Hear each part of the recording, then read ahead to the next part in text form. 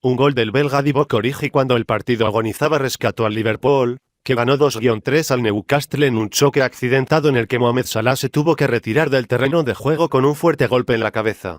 El equipo del técnico alemán Jürgen Klopp está destinado a sufrir en lo que resta de temporada. Se encuentra en el momento clave del curso y apenas tiene margen de error. Y, en St.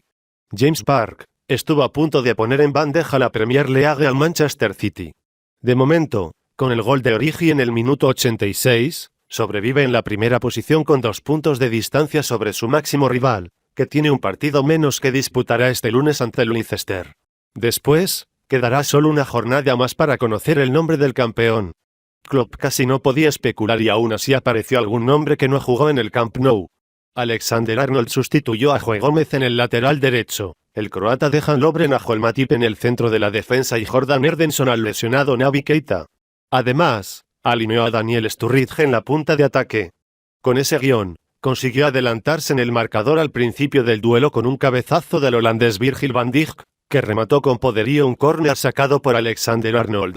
Sin embargo, en un duelo de ida y vuelta, el equipo de Benítez empató rápido gracias a un disparo a placer del ganés Christian Atsu desde dentro del área pequeña. El Liverpool no se arrugó y siguió buscando la victoria que necesitaba para seguir en la pelea por el título. Insistió hasta conseguir adelantarse en el marcador por medio de Salah, que agarró una buena volea tras otra asistencia de Alexander-Arnold desde la banda derecha.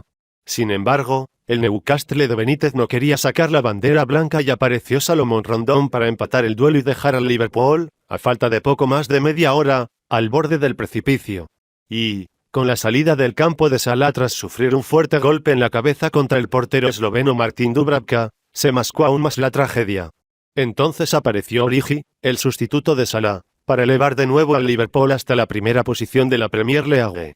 Con un salto tremendo tras un lanzamiento de falta del suizo Xherdan Shaqiri, consiguió cabecear a la red una pelota que valió más que un simple gol cuando entró en la portería del Newcastle. Puede valer una liga,